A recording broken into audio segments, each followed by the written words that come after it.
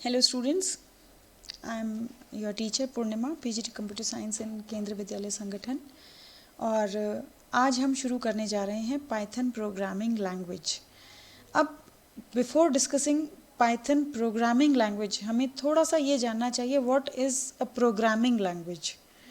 और अगर हम प्रोग्रामिंग लैंग्वेज को भी दो पार्ट्स में ब्रेक कर दें तो एक पार्ट जो जिससे हम फैमिलियर हैं बहुत ज़्यादा वो है लैंग्वेज।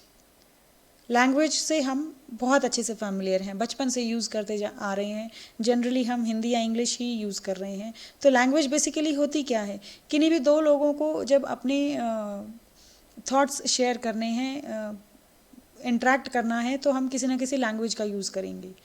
तो अब ये जो दो लोग हैं, इन दो लोगों में से मैं एक को ह्यूमन बीइंग छोड़ दूं और दूसरे को हटा के एक मशीन रख दूं वहाँ पर, तो अब कंसेप्ट आ जाता है प्रोग्रामिंग का कि मशीन। जो अगर मैं बात करूँ कि कंप्यूटर, तो computer is a dump machine, हमने पढ़ा है। डंप मशीन मतलब computer has zero IQ. IQ नहीं है कंप्यूटर का बिल्कुल भी, वो खुद से सोच नहीं सकता, कुछ काम खुद से नहीं कर सकता। जब खुद से नहीं कर सकता, लाइक आप मान लो कि आप एक कंप्यूटर ख़रीद लाए और अपने घर में रख लिया, और अब आप उस पर कोई डॉक्यूमेंट टाइप करना चाहते हो, कैन यू डू इट? उसके लिए आपको क्या करना पड़ेगा, पहले आप उसमें ऑपरेटिंग सिस्टम इंस्टॉल करोगे, फिर उसमें आप कोई डॉक्यूमेंटेशन का कोई सॉफ्टवेयर इंस्टॉल करोगे, लाइक MS वर्ड या कोई भी वर्ड पैड या नोट पैड, जो भी आप सॉफ्टवेयर यूज़ करोगे, उसके बाद ही जो काम आप करना चाह रहे हो वो हो पाएगा। सो वो जो सॉफ्टवेयर है वो बेसिकली है क्या, वो भी अब हम रिकॉल कर लेते हैं। हमने पढ़ा है कि software is set of programs, और प्रोग्राम क्या है, सेट ऑफ इंस्ट्रक्शंस। तो ये जो इंस्ट्रक्शंस कंप्यूटर को दी गई किसी टास्क को करने के लिए, ये इंस्ट्रक्शंस किसने दी? सॉफ्टवेयर कौन क्रिएट करता है? ह्यूमन बींग्स क्रिएट करते हैं, प्रोग्रामर जिसको हम बोलते हैं। तो प्रोग्रामर इंस्ट्रक्शंस फीड करता है कंप्यूटर में, और उस प्रोसेस को, ये जो प्रोग्रामर ने जो इंस्ट्रक्शंस दी कंप्यूटर को, उसको हम बोलते हैं प्रोग्रामिंग। अब कंसेप्ट आ गया प्रोग्रामिंग लैंग्वेज का, कि प्रोग्रामिंग करने के लिए जो हमने लैंग्वेज यूज़ की इज़ प्रोग्रामिंग लैंग्वेज, और Python is nothing but a programming language. अब रिलेट करते चलना हर जगह पे कि जो भी हम पाइथन में सीखते जा रहे हैं is some way of conveying our instructions to the computer. ऐसा समझ के चलोगे तो आपको इसको सीखने में मुश्किल नहीं होगी। तो चलिए शुरू करते हैं। अब पाइथन प्रोग्रामिंग लैंग्वेज है क्या? It is open source, object oriented, high level programming language, और जनरल पर्पस है। इन सभी टर्म्स को एक एक करके कंसिडर कर लेते हैं ज़रा। ओपन सोर्स मतलब इसका सोर्स कोड फ्रीली अवेलेबल है, तो it can be modified. Object oriented मतलब जो कुछ भी हम एक पाइथन प्रोग्राम में रिप्रेजेंट करेंगे, वो हर चीज़ एक इंडिविजुअल ऑब्जेक्ट की तरह से कंसिडर की जाएगी by the python program. So it is called as object oriented. High level language क्यों बोला जाता है? क्योंकि it is very much similar to your English language या any language which is easily understandable by human beings, उसको हम high level language बोल देते हैं। जनरल पर्पस प्रोग्रामिंग लैंग्वेज इसलिए बोला क्योंकि पाइथन को हम ऑलमोस्ट हर type, every type of software designing के लिए यूज़ कर सकते हैं। So these are some of the features of Python programming language. It is interpreter compilers हमने पढ़े थे, तो you can very well conclude कि इंटरप्रेटेड लैंग्वेज है। एक प्री कंपाइल्ड कोड होता है पाइथन का which is executed by the interpreter when we run a Python program. It is free of cost है। आप जब पाइथन इंस्टॉल करेंगे अपने कंप्यूटर में, आपको किसी को कोई फ़ीस पे करने की ज़रूरत नहीं है। लाइक अगर हम विंडोज़ इंस्टॉल करते हैं तो विंडोज़ की CD लेके आते हैं और उसकी हम कोई कॉस्ट पे करते हैं। सेम वे अगर मैं माइक्रोसॉफ्ट ऑफिस इंस्टॉल करूँगी तो वो जो CD मैं ख़रीद के लाऊंगी उसकी कोई ना कोई मैंने कॉस्ट पे की है। Unlike of that python is freely installable, उसको आप बिना कोई कॉस्ट पे किए इंस्टॉल कर सकते हो डायरेक्टली इंटरनेट से। So it is free, it is open source, वो मैंने आपको बता ही दिया। It takes less time to develop. जो पाइथन कोड होता है वो as compare to other programming languages काफ़ी छोटा होता है। मतलब सेम प्रोग्राम अगर आप किसी और प्रोग्रामिंग लैंग्वेज में बनाओगे और वही प्रोग्राम अगर आप पाइथन में बनाओगे तो कंपैरेटिवली पाइथन का कोड छोटा होगा, एंड दैट इज़ वाई इसको हमने बोला कि takes less time to develop. It is platform independent. Platform independent मतलब कि आप किसी भी ऑपरेटिंग सिस्टम पे इसको without any modification Python program को रन कर सकते हो। Then it supports higher productivity. अब अगर आपको पाइथन को इंस्टॉल करना है तो you need to visit this website, और वहाँ पे जाके आप अपने हार्डवेयर स्पेसिफिकेशंस जो भी आपके कंप्यूटर की हैं उसके अकॉर्डिंग ईजिली पाइथन वहाँ से डाउनलोड करके इंस्टॉल कर सकते हो। अब हम बात करते हैं पाइथन IDLE की। IDLE मतलब integrated development and learning environment. अब ये क्या होता है कि जो भी हम पाइथन प्रोग्राम बनाएंगे या कोई भी इंस्ट्रक्शन हम पाइथन में एग्जीक्यूट करना चाहेंगे तो हम दो तरीके से एग्जीक्यूट कर सकते हैं। एक तो one command at a time, और एक हम पूरा का पूरा प्रोग्राम बना के और फिर उसको सेव करके और फिर उसको एग्जीक्यूट करें। तो for that it supports 2 interactive modes. एक तो है आपका पाइथन कमांड मोड जो होता है जिसको हम पाइथन शेल भी बोलते हैं, और पाइथन कमांड मोड क्या होता है कि आपको एक ऐसी विंडो दिख जाएगी, इसको अभी मैं रन करके भी दिखाऊंगी कैसे आएगा ये। और जब आप इसको रन करेंगे तो ये 3 एरोज़ जो हैं ये आपको विजिबल होंगी। वहाँ पर आप कमांड लिखेंगे, जैसे ही एंटर प्रेस करेंगे वो कमांड एग्जीक्यूट हो जाएगी और फिर से आपको ये 3 एरोज़ दिख जाएंगी। मतलब now the shell is ready to accept another command. तो मतलब बेसिकली क्या हो रहा है कि आप एक बार में एक कमांड को एग्जीक्यूट कर रहे हैं। दैट इज़ वाई इसको हम कमांड मोड भी बोल देते हैं। जैसे कि हम कमांड प्रॉम्प्ट यूज़ करते हैं विंडोज़ में, कुछ कुछ वैसा ही होता है। दूसरा होता है आपका स्क्रिप्ट मोड या पाइथन एडिटर, जहाँ पे हम प्रोग्राम्स लिखते हैं। उसके लिए हम पाइथन शेल से ही पाइथन एडिटर को ओपन करते हैं। वो अभी मैं आपको बताऊंगी कैसे ओपन करते हैं। और पाइथन एडिटर में या जो हमारा स्क्रिप्ट मोड है उसमें हम multiple commands at a time, जैसे आप इसमें देख रहे हैं मैंने 2 कमांड्स लिखी हैं, print hello, print welcome to Python programming. और फिर मैं मतलब और भी मल्टीपल कमांड्स लिख सकती हूँ इसमें, जितनी मर्जी चाहूँ उतनी कमांड्स लिख सकती हूँ, और ये सारी की सारी कमांड्स एक बार सेव हो जाएंगी और फिर मैं उसको एग्जीक्यूट करूँगी। एक बार देख लेते हैं कि ये कैसे होगा। तो उसके लिए हम स्टार्ट पे जाएंगे, पाइथन 3.7 IDLE। ये आपकी शेल है, मतलब कि कमांड मोड, इंटरेक्टिव मोड, जहाँ पर आप एक बार में एक ही कमांड को एग्जीक्यूट करेंगे। जैसे मैंने लिखा प्रिंट हेलो और एंटर प्रेस किया, मेरा हेलो प्रिंट हो गया। और अब आप देख रहे हैं फिर से 3 एरोज़ आ गई। फाइल पे जाके न्यू फाइल पे क्लिक करूँगी, अब मेरा ये स्क्रिप्ट मोड खुल गया है। यहाँ पर मैं मल्टीपल कमांड्स लिख के सेव करके और उनको फिर एग्जीक्यूट कर सकती हूँ। जैसे मैंने यहाँ पे लिखा प्रिंट हेलो, एक और कमांड लिख लेते हैं, प्रिंट हाउ आर यू।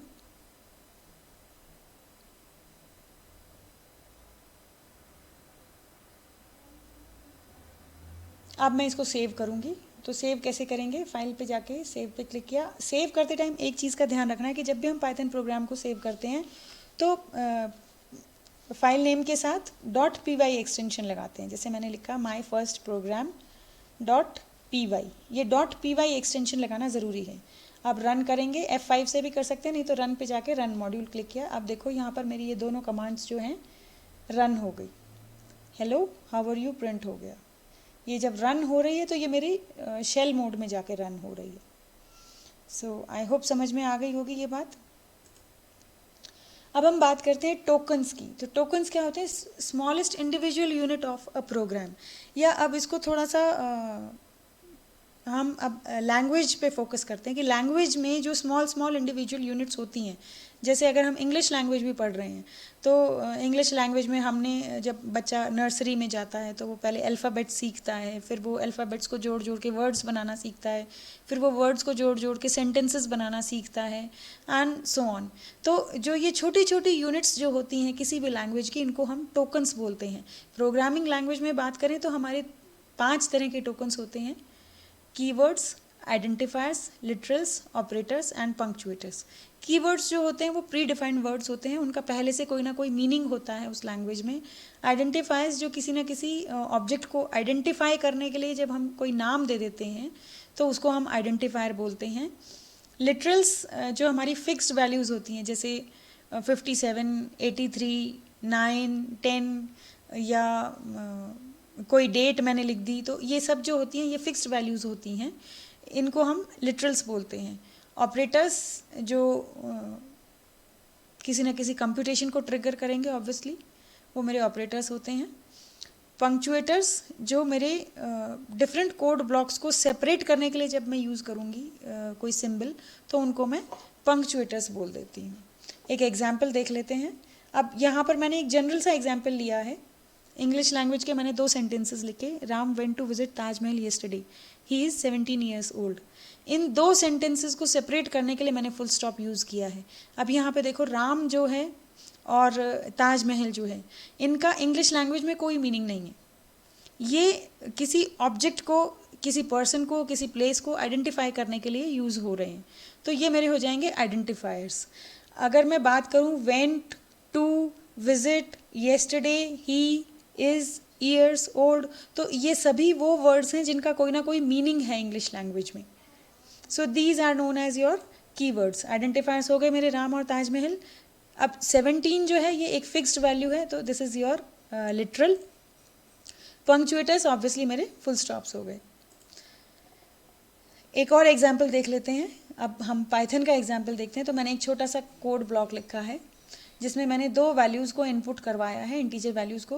दोनों वैल्यूज़ को कंपेयर किया है और जो बड़ी वैल्यू है उसको प्रिंट किया है। तो अब यहाँ पे देखो, ए और बी जो हैं ये मेरी वैल्यूज़ को आइडेंटिफाई करने के लिए मैंने नाम दिया है कि मैंने फर्स्ट वैल्यू को नाम दे दिया ए और सेकेंड वैल्यू को नाम दे दिया बी। तो ये मेरे हो गए आइडेंटिफायर्स। सिमिलरली ये जो इंट फंक्शन मैंने यूज़ किया, या जो इनपुट फंक्शन मैंने यूज़ किया, या जो प्रिंट फंक्शन मैं यूज़ कर रही हूँ, ये कोई ना कोई कोड ब्लॉक है, पाइथन में पहले से सेव्ड है ये कोड ब्लॉक। और इस कोड ब्लॉक को जब भी मुझे एग्जीक्यूट करना होगा तो किसी न किसी नाम से मैं उसको एग्जीक्यूट करूँगी। तो ये जो प्रिंट, इंट, इनपुट जो हैं ये उनके नाम हैं। So these are also your identifiers. If और एल्स ये मेरे कीवर्ड्स हैं, इनका प्री डिफाइंड मीनिंग है पाइथन लैंग्वेज में। वही आप देख सकते हैं कि it is very similar to your English language.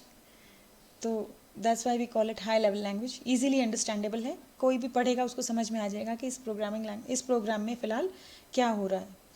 Symbols हैं तो जो भी मैं जैसे ब्रैकेट्स यूज़ की हैं, या डबल कोट्स यूज़ किए हैं, या कॉमास यूज़ किए हैं, या यहाँ पे मैंने कॉलन यूज़ किया है, ये मेरे कोड ब्लॉक्स को सेपरेट आउट करने के लिए हैं।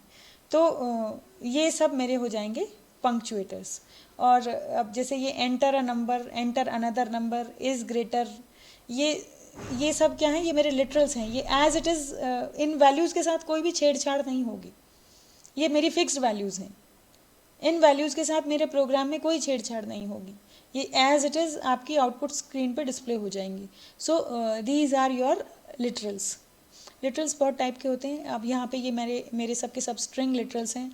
अगर मैं यहीं पे लिख देती a is equal to let's say 7 और b is equal to let's say 10, तो ये 7 और 10 मेरे इंटीजर लिटरल्स हो जाते। या मैं कोई फ्रैक्शनल नंबर यूज़ करती तो वो फिर मेरे फ्लोट लिटरल्स हो जाते। वो अब हम डेटा टाइप्स आगे पढ़ेंगे, तो हर डेटा टाइप का जो भी लिटरल होगा वो उसका मतलब जैसे इंटीजर है कोई तो वो इंट लिटरल हो जाएगा, स्ट्रिंग है तो वो स्ट्रिंग लिटरल हो जाएगा, एंड सो ऑन। ये मेरे कीवर्ड्स हैं जो पाइथन प्रोग्राम में मैं यूज़ कर सकती हूँ।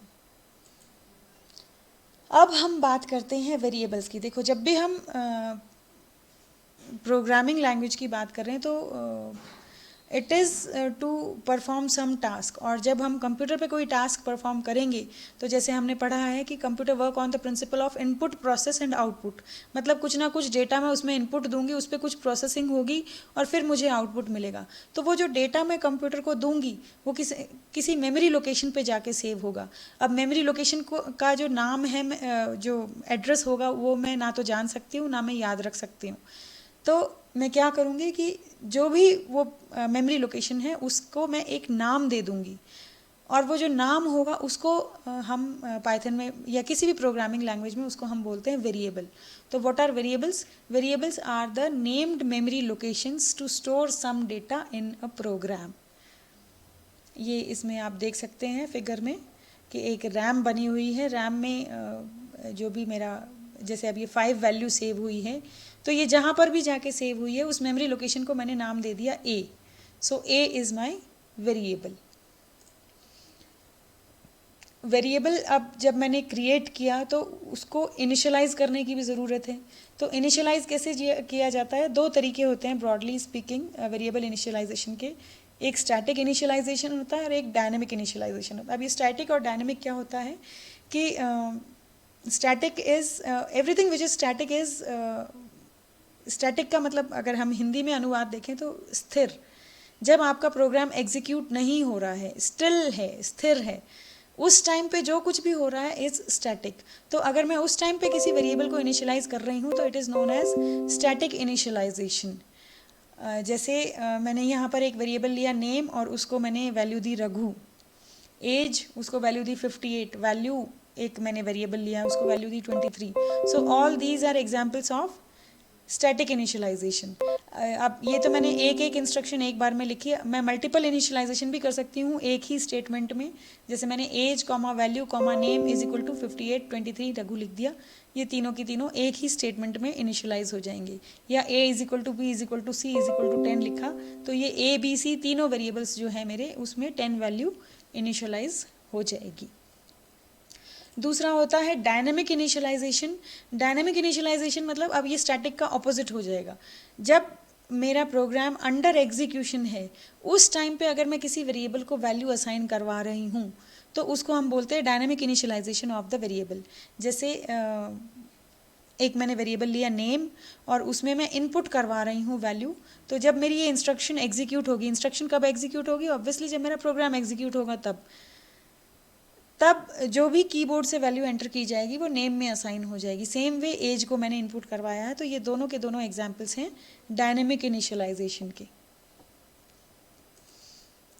अब हम बात करते हैं डेटा टाइप्स की. हमने अभी डिस्कस की है वेरिएबल्स. वेरिएबल्स मतलब मेमोरी लोकेशन का नाम और मेमोरी लोकेशन पे मैं डेटा सेव कर रही हूँ. तो जो डेटा है वो अलग अलग टाइप्स में कैटेगराइज्ड होता है किसी भी प्रोग्रामिंग लैंग्वेज में. और वो जिन टाइप्स में कैटेगराइज्ड होता है उसको हम बोलते हैं डेटा टाइप्स. पाइथन की बात करें अगर हम तो हमारे ब्रॉडली स्पीकिंग 5 डेटा टाइप्स हैं. एक न्यूमरिक डेटा टाइप्स हैं, नन, सीक्वेंसेस, सेट्स और मैपिंग्स. न्यूमरिक डेटा टाइप में सब नंबर्स आ जाएंगे, चाहे वो इंटीजर नंबर हुआ, चाहे वो फ्रैक्शनल नंबर हुआ, चाहे वो कोई कॉम्प्लेक्स नंबर हुआ. जो इंटीजर नंबर होगा उसको हम इंट से डिनोट करते हैं या इंटीजर भी बोल देते हैं. फ्लोटिंग पॉइंट होता है मेरा फ्रैक्शनल वैल्यूज़ को कंटेन करने के लिए. कॉम्प्लेक्स नंबर जो होते हैं उसके लिए कॉम्प्लेक्स डेटा टाइप है. None is basically your empty data type. Empty मतलब अगर मैं किसी वेरिएबल को नन से इनिशियलाइज करती हूँ that means it doesn't contain anything right now. Boolean जो है वो मेरी ट्रू या फॉल्स दो ही वैल्यूज़ को एक्सेप्ट करता है. और जब मैं इसको डिनोट करती हूँ तो 0 का मतलब होता है फॉल्स और 1 का मतलब होता है ट्रू. सो 0 और 1 आर इंटीजर्स ओनली. तो इसी को हम एक इंटीजर डेटा टाइप की एक सब टाइप मान लेते हैं बूलियन को. सीक्वेंसेस भी होती हैं. ये सब जो डेटा टाइप्स हैं हम ये धीरे धीरे करके आगे डिस्कस करते रहेंगे. नेक्स्ट हम आ जाते हैं. ये मेरी सभी डेटा टाइप्स यहाँ पे डिस्क्राइब्ड हैं इन शॉर्ट. जैसे जैसे हम यूज़ करते जाएंगे इनको हम इसको ज़्यादा अच्छे से समझ पाएंगे. सो अगर अभी कुछ नहीं इसमें समझ में आ रहा है तो घबराने की ज़रूरत नहीं है. नेक्स्ट है मेरे पाइथन ऑपरेटर्स. अब मैंने मेमोरी लोकेशंस की बात कर ली, उसमें डेटा सेव कर लिया. डेटा से अब मेरा जो इनपुट प्रोसेस आउटपुट वाला जो कंसेप्ट था उसमें मेरा इनपुट हो गया. प्रोसेसिंग जब मैं करूँगी तो आई नीड ऑपरेटर्स. जैसा कि हमने टोकन्स में भी पढ़ा था कि operators are the symbols which trigger some operation, some computation. तो वो जो प्रोसेसिंग होगी वो मेरी सारी की सारी ऑपरेटर्स के थ्रू होगी. और पाइथन में डिफरेंट कैटेगरीज के ऑपरेटर्स होते हैं. सबसे पहले हम डिस्कस करते हैं अर्थमेटिक ऑपरेटर्स जो अभी तक हमने मैथ्स में भी किए हैं. प्लस, माइनस, डिवाइड, मल्टीप्लाई ये बेसिक ऑपरेटर्स हैं. प्लस ऑब्वियसली दो वैल्यूज़ को ऐड करेगा, माइनस दो वैल्यूज़ को सब्ट्रैक्ट करेगा, डिवाइड दो वैल्यूज़ को डिवाइड कर देगा, मल्टीप्लाई जो है वो दो वैल्यूज़ को मल्टीप्लाई कर देगा. ये जो ये स्टार सिंबल होता है ये मल्टीप्लिकेशन के लिए यूज़ होता है.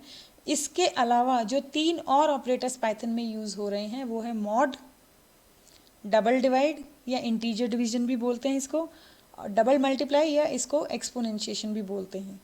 अब ये करते क्या क्या हैं, जब मैं मॉड ऑपरेटर यूज़ करूँगी तो इट इज़ रिमाइंडर डिवीजन, ये दो नंबर्स को डिवाइड करेगा और डिवीजन के बाद जो रिमाइंडर आएगा उसकी वैल्यू को रिटर्न करेगा। अब एक बात यहाँ पे ध्यान रखने की ये है कि रिमाइंडर जब ही आता है जब दोनों वैल्यूज़ इंटीजर होंगी। अगर एक वैल्यू भी फ्लोट हुई तो आपका रिमाइंडर नहीं आएगा। तो इसलिए ये जो मॉड ऑपरेटर है ये सिर्फ इंटीजर वैल्यूज़ पे ही काम करता है। अगर आपने फ्लोट वैल्यूज़ दे दी तो एरर जनरेट हो जाएगा। इंटीजर के अलावा कोई भी वैल्यू अगर आप दे दोगे तो ये एरर मैसेज जनरेट करेगा। डबल डिवाइड जो है वो आपकी दो वैल्यूज़ को डिवाइड करके जो क्वेश्चन पार्ट होगा उसको रिटर्न करेगा।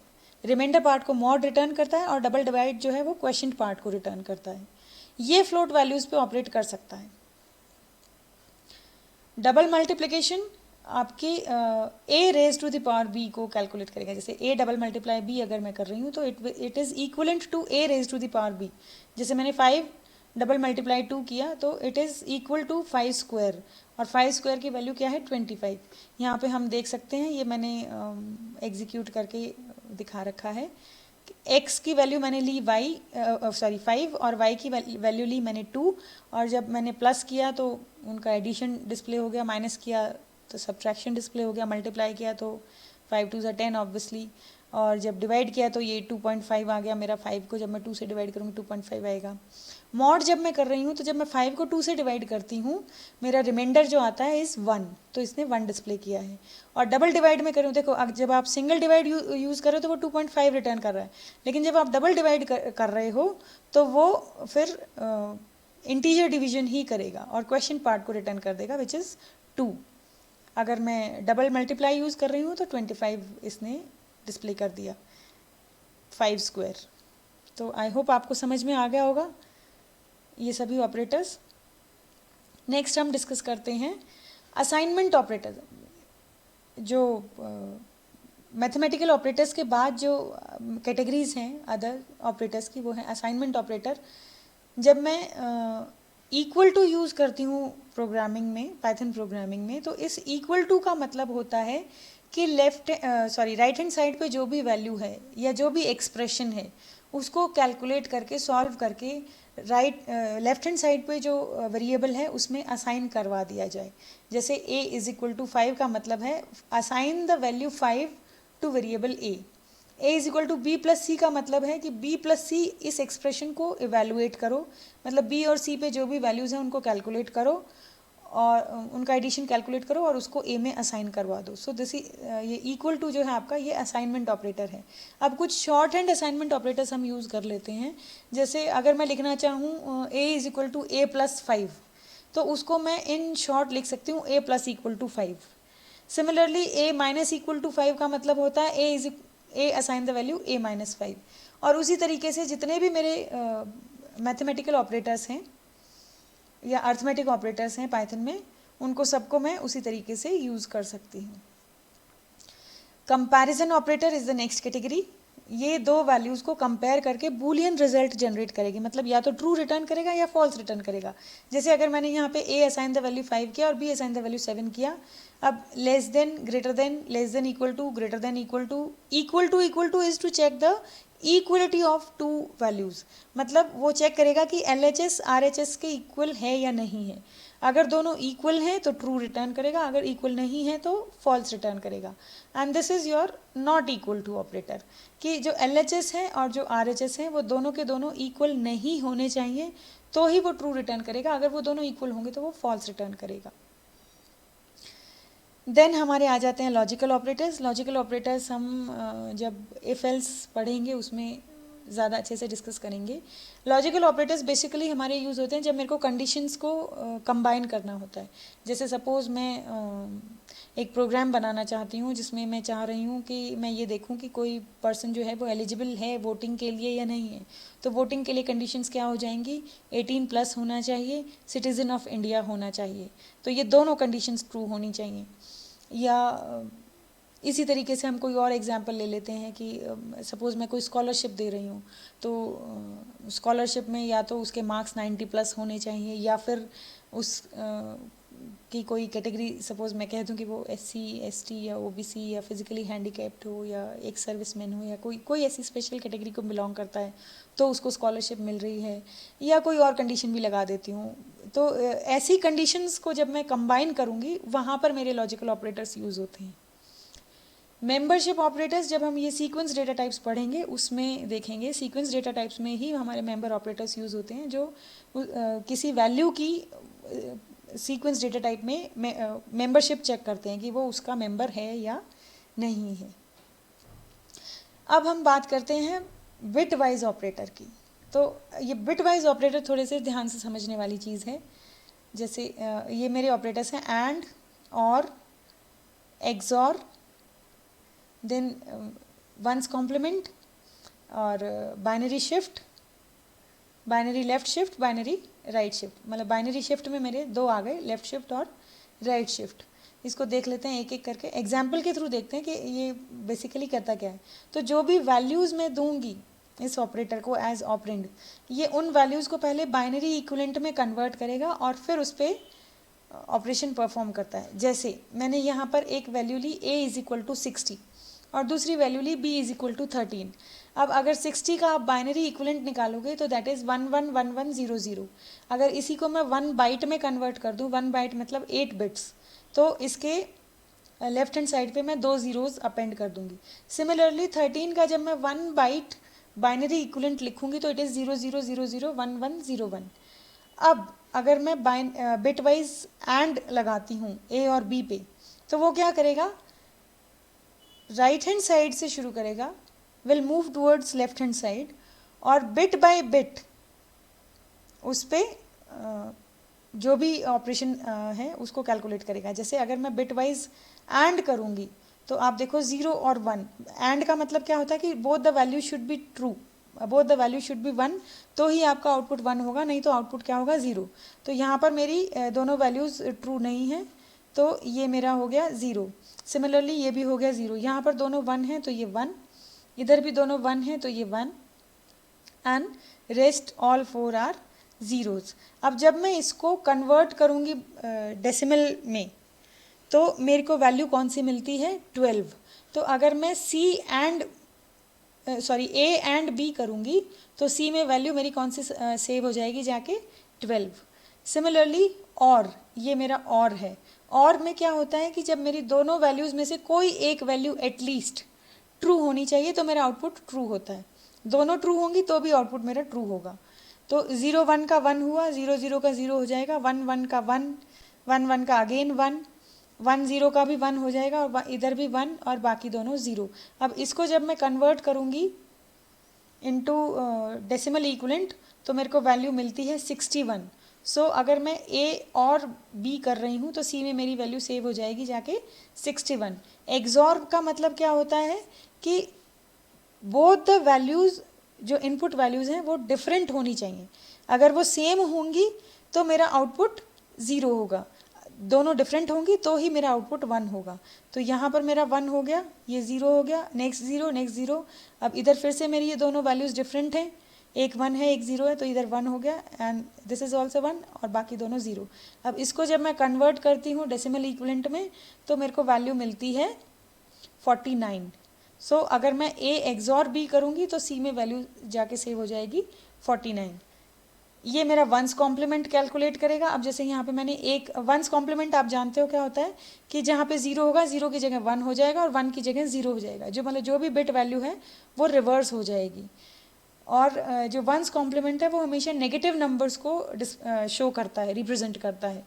तो ये मेरा वंस कॉम्प्लीमेंट निकला A का, और फिर इसको जब मैंने डेसिमल में कन्वर्ट किया तो 61 और माइनस साइन उसके सामने लग जाएगा।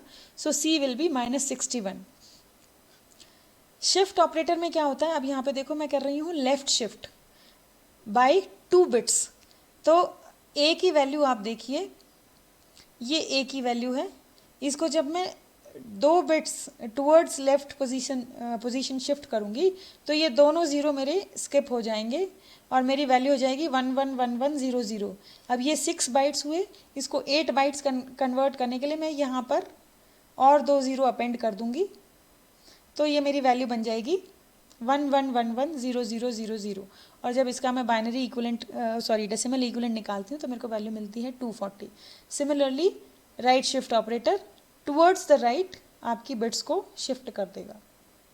तो अगर मैं ओरिजिनल ए की जो मेरी ओरिजिनल वैल्यू है उस पर अगर मैं 2 बिट्स राइट शिफ्ट करती हूँ तो ये दोनों की दोनों ज़ीरो मेरी स्किप हो जाएंगी, ये चारों के चारों 1 मेरे राइट मोस्ट बिट्स में आ जाएंगे और फिर लेफ्ट हैंड साइड पे मैं 2 ज़ीरोज़ को अपेंड कर दूँगी and I will get this value which is equal to 15। So I hope ये बिट वाइज ऑपरेटर समझ में आ गया होगा आपको।